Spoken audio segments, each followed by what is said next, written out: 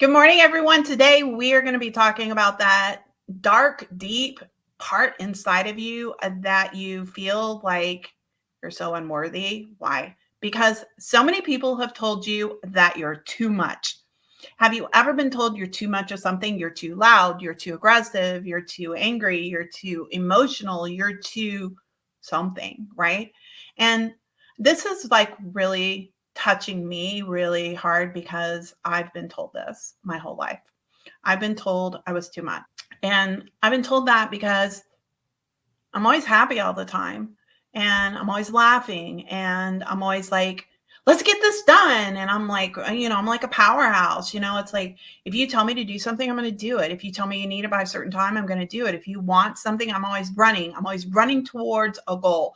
I'm always helping people. I'm always reaching out. And it's like, and sometimes, you know, all of that is too big of a light for some people.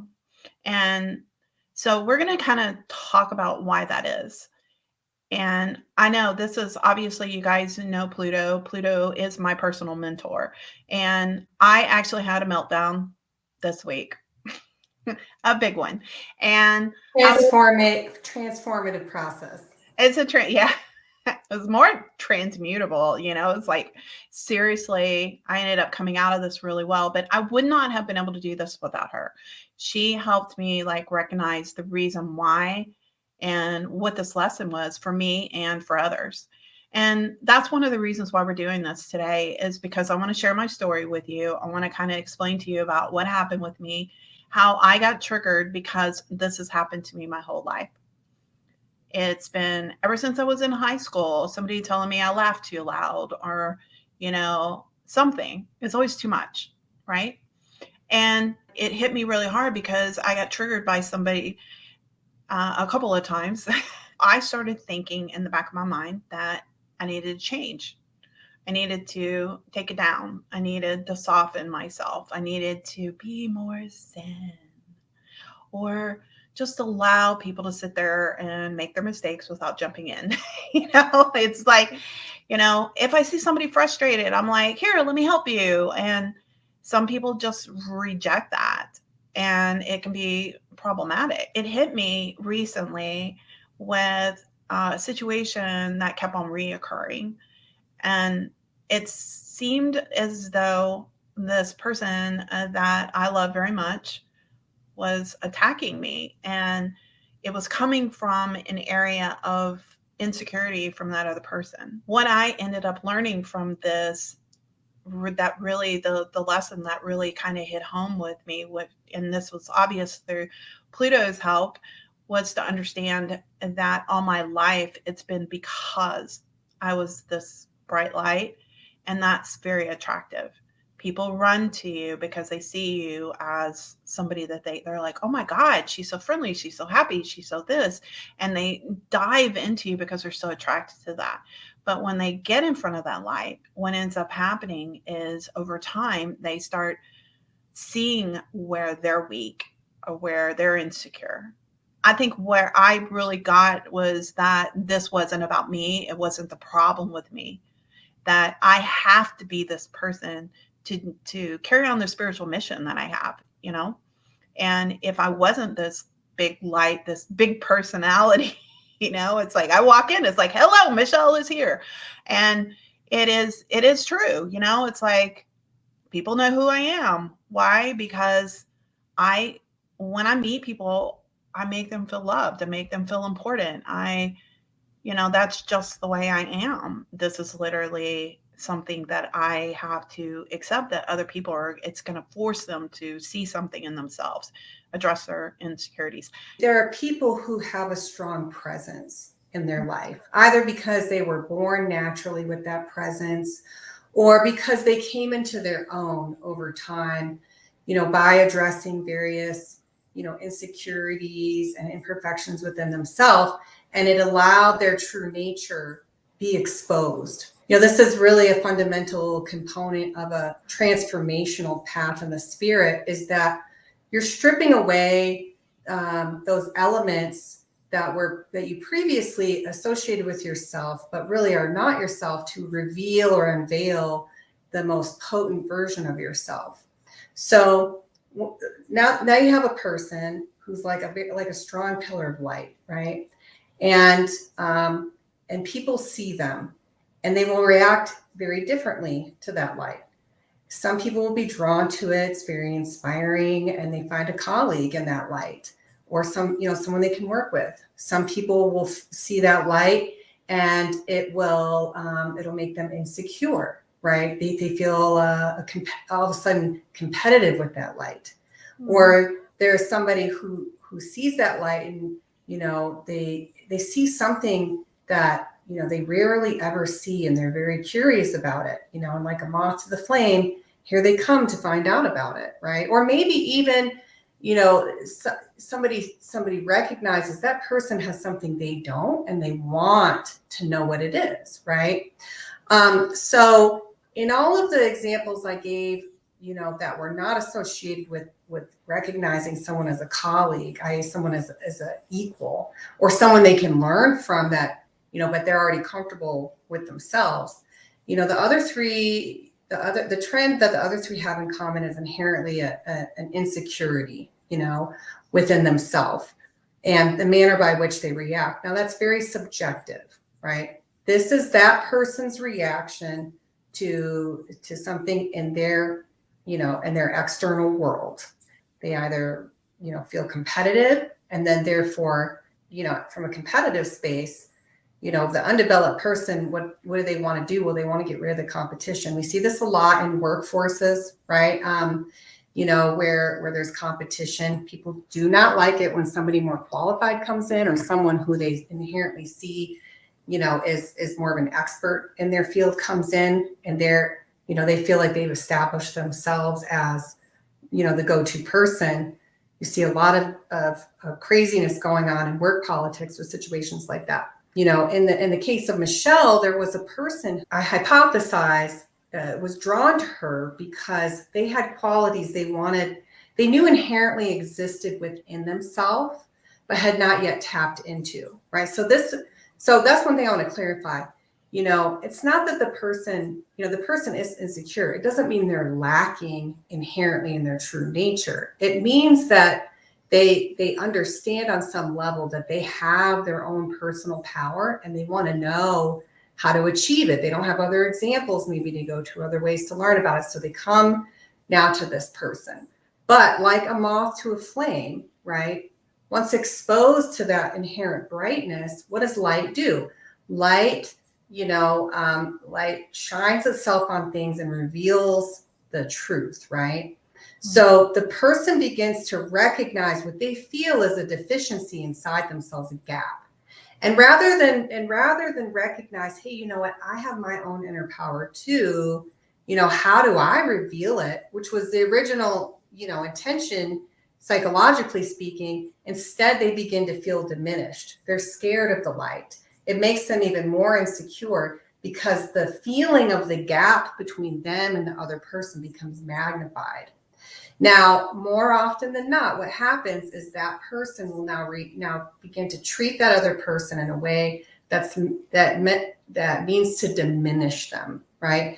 They want to diminish them because they're struggling inside with this perceived power dynamic, which, by the way, for whoever needs to hear it, does not exist.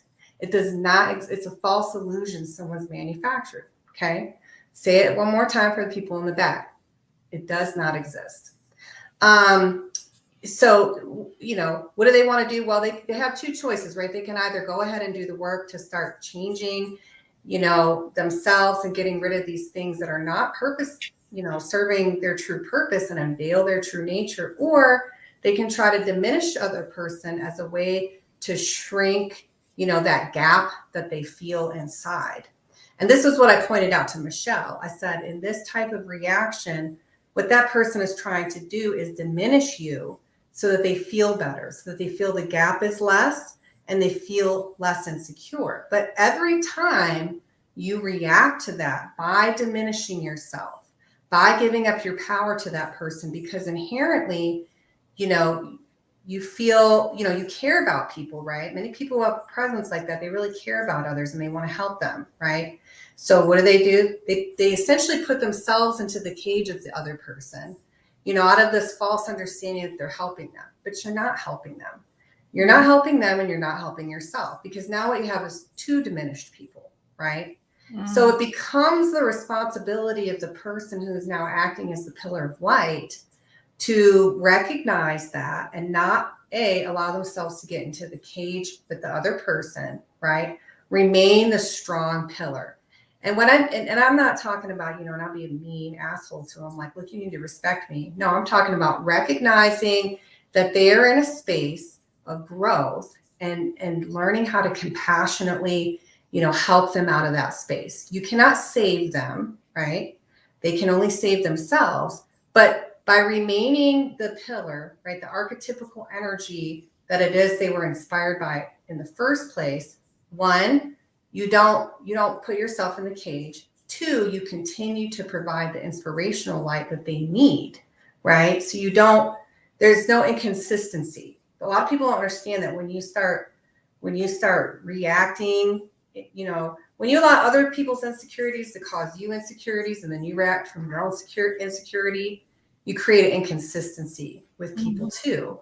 That can really make things even more complex. So you have to remain firm in yourself, established in your true nature, right? And then from that calm, equilibrated state where you're in your true nature, recognize, where your role is, or if you even have a role. If there is a way that you can help them, and if not, try to provide, other pathways for them, right? You can't intellectualize your way out of this kind of stuff. You have to listen to your intuition, right? And, just recognize that somebody is crying out, their inner self is crying out to be loved, to be recognized, to be powerful, and speak essentially to that part of them rather than the adverse reactions that are coming around. So, in summary, what are the lessons? Number one, it's not the fault of the person that's the pillar, right? The person who is the pillar can become, at fault within themselves if they allow themselves to be diminished, because now you have two people reacting from a level of insecurity. But what one should not do is allow themselves to be manipulated by someone else's insecurities. That is always 100% the wrong action. Do not let yourself be manipulated by other people's insecurities. And I say it like that because it's not the person. It's not their true nature that's trying to do it, right? It's their insecurities. And they're functioning in that state, right? So you do them no good, and you do yourself no good, or really anyone else, when you react to their insecurities. All you do is feed them, right? And yes, initially, when you stop reacting, that may cause them to be even more reactive, because now they don't have that power over you, right? They may throw straight up fits. But again, you have to remain firm, because that's like the vestiges of the insecurity lashing out, right? And just say, what, I'm sorry. If they're trying to pull you into a fight or something, say, I'm sorry, what, I love you. I'm not going to be in that space with you. I'm here to listen to you. And, if you need anything from me, I'll be there for you. I will help you to come out of the space. I'm not going to come live in the space with you. We can go back or we can go up, right? So just think about that. Do you want to go backwards with the person, or do you want to come forwards with the person? I just want to clarify, I'm still very close to this person. It helped me understand their own personal growth.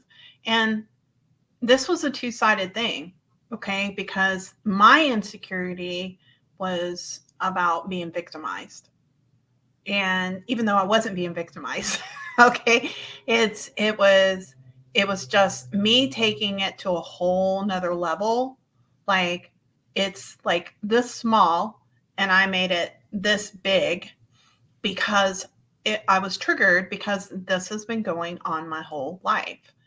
And anything and everything you can think of, being in a restaurant and laughing too loud, and being told that I needed to be quiet. I show up in a class and I'm always the first one to ask the questions or whatever. It's like, give somebody else a chance. I was at an event one time that was a self-development type thing, and he was asking people to ask questions and nobody would ask the question. So I raised my hand, I asked a question. And then, I was letting it kind of bounce around. And then I had another question. So I asked another question. And I literally asked 2 questions. But I guess because my personality was so strong, there was other people asked 5 or 6 times. And he said, why don't you give somebody else a chance? Like, he was very coarse. Like, you need to just shut up. and it was literally. And who knows what his past was like? Maybe Mhm. he had a number of times in his life where he had a strong female presence diminish him. Mhm. And he felt now that he was in a power dynamic where he could essentially do that. And he was reacting from his insecurity, right? Right. We're always personally responsible for ourselves, right? And one kind of like maybe intricacy I want to go into here, with this is, when somebody says something like that to you, right? They are clearly reacting negatively because of their own subjective nature. It doesn't mean there's anything inherently wrong with you. However, the truly mature person will evaluate, the circumstances, right? And, like you just did, you gave a great example. You said, well, I spoke up first. Out of the total number of questions that were asked, I asked 2. And, there were many other questions that were asked, right? When you evaluate the data, not your subjective experience, but the data, you can then ask yourself, well, is there evidence to support that maybe I'm being imbalanced, right? In this situation, no. You asked 2 questions and there were 6, at minimum 6, maybe more questions. You clearly did not demonstrate you were being too much of anything, right? It was well balanced. If, the person said to you, hey, would you consider letting other people have a chance? And there had been 8 questions asked and you had asked 6 or 7 of them, that might indicate, okay, maybe I should consider being a little bit more patient or giving people a little bit more space, right? We do want to be self-reflective. Being self-reflective per the actual evidence that exists, right, is responsible. It's responsible and it's part of our spiritual development. Believing that we need to inherently change ourselves based on the subjective reaction of others is not evidence-based, right? Mm-hmm. Because people don't behave and react that way unless something within them has been triggered. Right. Right. So, that's the point. That's the whole point that you brought home to me, was that it wasn't that something's wrong with me. It's that I shined a light on something that caused this person to be triggered.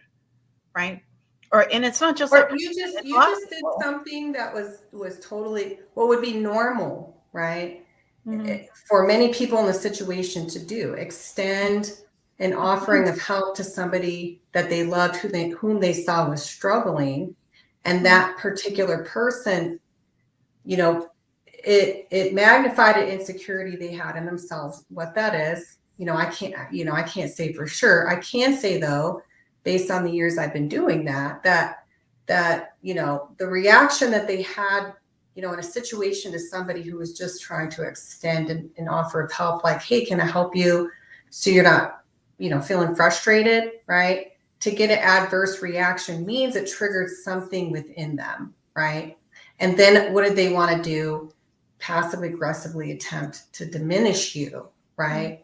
To try to make themselves feel better in the situation, But, the thing also that equally sucks for that person is when you react like that in such a volatile way, not only do you not have to deal with the fact that you caused, harm in that situation to a person that you love, but now you have to revisit that. And people who are stuck in their heads like that, trust me when I say they revisit it over and over and over. They get caught in a loop, ruminating over now the mistake because they didn't have the capacity to control themselves, right? Mhm. This is why self-mastery, no matter what path you're taking, whether you're spiritual or religious or not, right? Becoming a master of yourself mentally, emotionally, psychologically, right? Being able to engage in what we call self-moderation, right? And being a master of yourself, so you can clearly see in a situation and you don't just react, is always a good thing. So no matter what you're doing in life, at minimum, one should always strive to be a master of themselves. This doesn't mean pushing things away and shoving it down and repressing things. It means learning where your reactions are and working through healing them so that you can become a person that can take a step back and evaluate things from a non-biased perspective, and then understand where appropriate measures need to be taken at work, in your relationships with your family, how you deal with your kids, or even in your spiritual path, for particular areas that you're growing there, right? This event that kept on happening over and over again, I felt shut down and I felt squashed. And so this was my issue to deal with. I approached it as I have an issue I'm trying to overcome within myself, and I'm trying to figure out the lesson that I need to learn about this. And it didn't come out for me going, oh, I see they're bouncing off of me as a mirror and they're seeing their shit. Okay, they've got problems. That's their issue. It really came down to me recognizing that I was triggered and really acknowledging how this happened to me my whole life. It was a lesson I never learned. And I finally had the aha moment to realize that I am okay. And a lot of times in life, we get these lessons and they just keep on repeating and repeating. So, why do you think it's happened to me my whole life? Because I never acknowledged that part of realizing that I am perfect exactly the way I am. I am made to be this way for a very specific reason. And if I was all shy and timid and didn't make friends and didn't reach out to people and didn't tell people how awesome they were every time I met them, because I really see that in people. And if I didn't do these things, then I wouldn't be building this audience. I wouldn't be building this following. I wouldn't be doing this mission for God.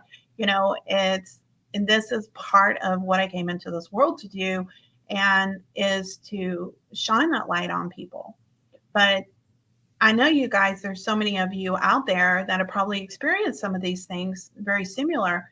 And like, I know another person that confided in me, and they told me they had similar upbringing and similar issues that happened to them like me. It's literally like a mirror, except for the difference was I just kept on pushing and shining, and just got my feelings hurt every time it happened. And it's like, why does this keep on happening? But I'm going to keep on going. Um, Resilience. That's called resilience. yeah. But Very key. this other person that's a friend of mine has had the exact same thing and has responded differently. And one of the things she was telling me was that she pulls herself in, doesn't respond, doesn't let people know if she's been hurt, if she's angry, if she doesn't have a voice. And this, as we started talking, I said, you've got to decide who you want to be. But if you look at it internally as, I'm not responsible for that, but I can still love you. Okay. Yeah, you're not responsible for them, but you're responsible for you. Mm-hmm. You recognized that I'm responsible for me, right? Their insecurity triggered an insecurity with you. Mm-hmm. And therefore your first responsibility was to take care of your insecurity first, to heal yourself first, right? And then ultimately not to pass judgment on the other person, right? To recognize that they also are in their own space, that they're working stuff out, right? So not passing judgment, not exacerbating the situation by reacting from your own space again of insecurity, right? Those are key components, I think, to healing through situations like this with people, is understanding where you have the space to move and change inside. And I will just note that if your approach is, well, there's nothing wrong with me, there's only something wrong with them, Right. then that should be a red flag to you that you have already been triggered. That's a space for you to grow too. You need to realize that if you have that attitude, there's some work that you need to do right in that space. Because I mean, I literally said there's something in me I need to fix. Okay. And it's like, Which I just want to say, not that I'm putting you on blast, but I want to celebrate the space that you've moved into, because when I first met you some years ago, right? And we went through various other things that you're transforming through. That was not always your first reaction. Your first reaction was not, I have something, I have an issue that's come up and I want to know where I have the space within to grow, right? It used to be, what's wrong with this other person and what do I do to solve it? Which is the natural human response, right? Yeah. Right?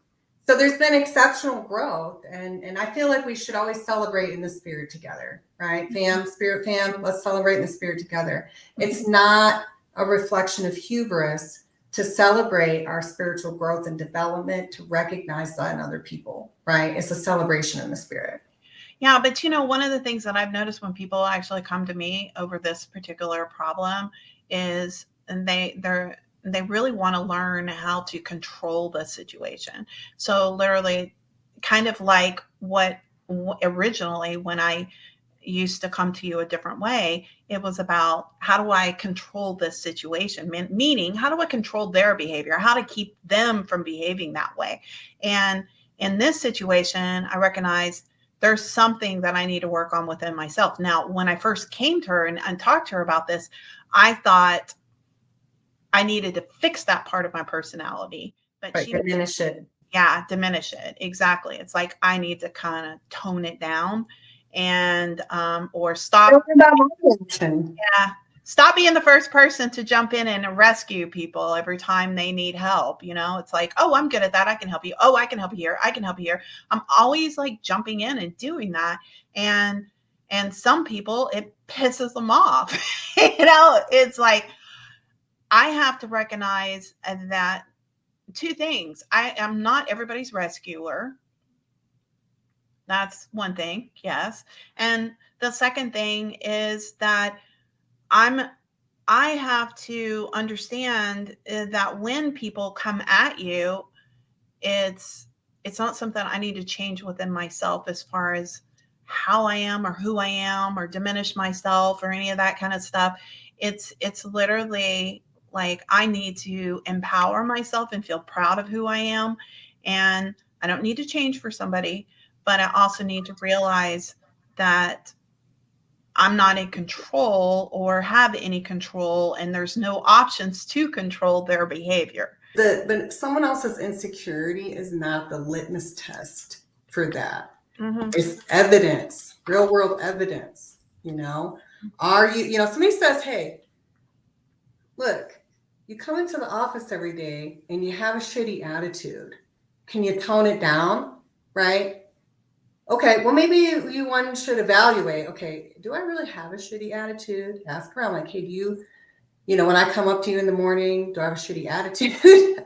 or recognize, man, when I'm coming into work, am I like charged because I'm having a fight with my significant other like every morning before I come to work, right? That's a situation in which you may need to evaluate yourself and say, hey, there's something about me I need to change, right? That's not, I mean, maybe that person is coming to you because it's an insecurity they have, right? But you have to stop.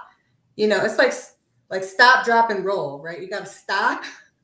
Stop, drop. You gotta drop the situation emotionally and ask yourself, what's really going on, before you can make those judgments on if you need to change something. And changing your actions or reactions does not mean changing who you are, right? Because you can be a beautiful, wonderful person that's stressed the hell out all the time and is now, coming in like a sawed-off shotgun on people, right? You don't need to change your beautiful, wonderful self. You just need to change how you deal with your emotions ways to move through that so you're not blasting off on everybody. Right. When I do feel that way, and that is, I give myself 24 hours to feel it 100%. And then I give myself some time to get back to my analytical side. At that point, I rethink the situation and how I'm going to address it. That's really, really good. That's a very healthy way to deal with it because you're not repressing it, right? You're giving yourself a reasonable amount of time to process the feeling and the emotion, which, our parts of our subconscious really require that. You can't just be like, look, this is a crappy response and try to push it away because, as we all know, it'll just keep coming back stronger and stronger, right? You have to address that part of your psychology. And then, you return to a state of equilibrium so your analytical mind can come into place and look at the data and formulate a proper response. I do something similar. I like to write though. Mm-hmm. Somebody will have like made me mad, but I never react. I don't call them on the phone, any of that. No, I write, I write like an email. I come out, Mm-hmm. tell this person how Don't send it. but I don't send it. Do never send it. Never send it. Never send it. Yeah. I've accidentally sent it by one. So I started doing it in a Word I document. don't put it in the email. I put it in like a Word doc. There you go. Yeah. Yeah. That's because you can't unsend that stuff, and then you're like, oh my God, I should have never said that. But you have to get those emotions out, And there's probably going to be a question for people who actually live with somebody like a spouse or a sister or a mother or something, that they're living with.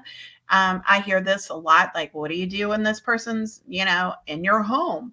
I can tell you personally that I have a very dramatic husband and he can react to things sometimes. So, and it always has to do with something that has nothing to do with me. He's not feeling very good. Something happened at work, something like that. So it's never about me. So typically what I do is when he acts like that, I just kind of pause and I just kind of nod my head and, try to find an exit plan. And then I usually like come upstairs, take a bath, write for a little while. Sometimes I'll get in my car and go shopping. Sometimes I will take a walk, but I allow myself to release these emotions, crying, writing, whatever, call my mom and bitch for a second, because she's got a husband just like him. So, it's like I may be doing that, but then at that point I come back and I don't do a 24-hour session of emotions with him. It's usually like a couple hours. And then once I've calmed down and I brought myself to a calm place and I've done something that's calmed me down, maybe I'll go work on some jewelry or something mundane that'll bring me back to that space. And then I've had some time to process it. Then I ask him if we can talk, and I talk to him in a very calm way. And then he responds in a calm way because I'm talking to him in a calm way and usually apologizes. So, and sometimes I'll say, look, what's going on with you? I know it's not about me, because you yelled at the dogs and you don't usually yell at the dogs. So I know it's not about me. And I said, what's really happening? And I'll just be very concerned and kind of take that angle. But I don't ever say, you hurt me. Why are you always hurting me? You're so mean to me, blah, blah, blah. I don't ever take that angle. And what it's done is he's started mimicking this behavior with dressing things in a calm way with me. And I've noticed that change over the years. I do recognize that there's also some medical issues that are going on or some stress that's happened. And I have tried to take those things into consideration, because when a person is going through something, they're going to project. And I just try to let him know that it's not okay to do that to me. I don't do that to you. And that's usually the way that I try to explain it to other people is you've got to approach it. You have to get those emotions out, not in front of that person that did it to you, and exit yourself from the situation as fast as possible. Get your emotions out And then once you've calmed down, do something mundane to calm you down, go shopping or something, or work on some jewelry or do some artwork or whatever. And then approach it in a very calm, logical way once all the emotions and the chemicals that have been flushing through your body have like washed their way out, you know? And that's the key component is people say, well, this is how I feel, this is how I am. And I'm like, these are chemical reactions and that are literally triggered from something that happened to you in the past. And well, the faster you can acknowledge that there's a lesson behind this, and that's where I always go to is I always say, what is the lesson? What is the lesson? This has been happening to me my whole life. And Pluto's like, well, if it's been happening to your whole life, you haven't learned the lesson yet. You need to learn this, you know? And that's the thing. It's like once we learn it, and then usually those things don't happen to you anymore. That's, you know, because the universe just brings in a whole nother series of lessons, you know? It's good though, because that's how we transform, right? But Mm-hmm. once we learn, this is what I like to say. We're in God's classroom, right? Yeah, We're in exactly. God's classroom. Oh, look, today God decided he was going to give us a quiz or a test, right? Mm-hmm. And yeah, maybe there's a little something emotional about it, right? But if you can just take a step back and just recognize, you know, you don't have to personalize everything. That immediately helps to transfer you back into a state of equilibrium, which is so essential because, you know, just like you were recognizing this as a chemical reaction, again, you know, what happens during this chemical reaction, you know, is that the fight or flight response has been initiated within you, right? And what happens then? Well, interestingly, the frontal lobe, the analytical part of the mind, shuts down, right? It shuts down because it's, you know, it's the bigger part of your brain has become activated and is asking, how do I get out of this situation, right? Yeah. Do I fight or do I flee?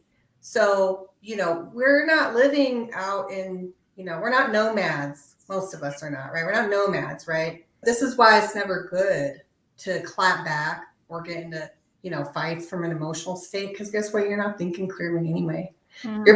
Your brain is out the door. It isn't. So you got to calm yourself down. Really hard, right? When we're in situations where we're living with a spouse or parents or, you know, teenagers, you know, where there's conflict in the home, right? Especially if it's been going on for a long time and it's an established pattern. That's very difficult. It's difficult to remodel and reframe those situations. But it's not necessarily easy to say, well, I'm getting out of here either, right? We want to try to make it work out. Mm-hmm. Go find a book, right, on conflict resolution. Okay, learning about the skills of conflict resolution will be very helpful because it teaches you how to de-escalate a situation, right? You want to de-escalate your emotions, help someone else de-escalate their emotions, right? And that's a skill, right? Apply the skills. In the space now of de-escalation, you can remodel things, just like Michelle is doing, right? Mm-hmm. Coming back in with a calmer voice, right? Now, let's be clear. It has to be truly calm, right? Like non-biased calm, not like I'm being a passive aggressive bitch calm, right? Mm-hmm. Like, you know, but in that patronization is the word that I've heard people say. It's like they're patronizing. Yeah. You know? Yeah, somebody yells at you and you're just like, well, honey, why don't we just talk about this later when you're feeling better? Yeah, it sounds calm, but it's patronizing, right? Right. If you just say, you know, rather respond and say, you know, I understand how you feel right now. You can even say, like, I'm just going to the bathroom real quick. And then let's, you know, we can address it, or, you know, I have to pick up the kids, or I need to pick up something. Can we talk about it later? That gives the space, right? Unless you have the skill to, you know, you've learned the skills how to effectively de-escalate something immediately, right? Mm-hmm. Which most people don't have. It's not like we're taught that in school, how to de-escalate, you know, a conflicting situation in our social networks and families. No kidding. That's what a great skill that would be. Oh my God, I know. This has been a great conversation. And I really, the reason that we brought this up is because, one of the things that I feel is important is to, understand that we're all growing. And this was a good life lesson, to really like solidify it and let that lesson go. I I learned that I'm perfect exactly the way I am. And it's okay to be this brilliant light. And it's okay. Um, I don't have to worry about it. I don't need to diminish myself so that somebody else feels more secure. Okay. And so, on that note, I know that you guys, if you've had a situation like this, please put it in the comments and make sure that you click the bell for notifications and also hit subscribe, because we are working on trying to double the subscriptions. So our goal is to get to 1,000. Okay. So we want to get to 1,000. Please subscribe and hit the notification so you don't miss any of the videos as they come out. If you are, Share it around. yeah, if you're, Put it on your social, baby. yeah, absolutely. And if you're watching it on any of the other platforms, hit follow. And that way you always get those notifications when they come out. We'll see you in the next video where we're talking about I'm not enough. We'll see you soon.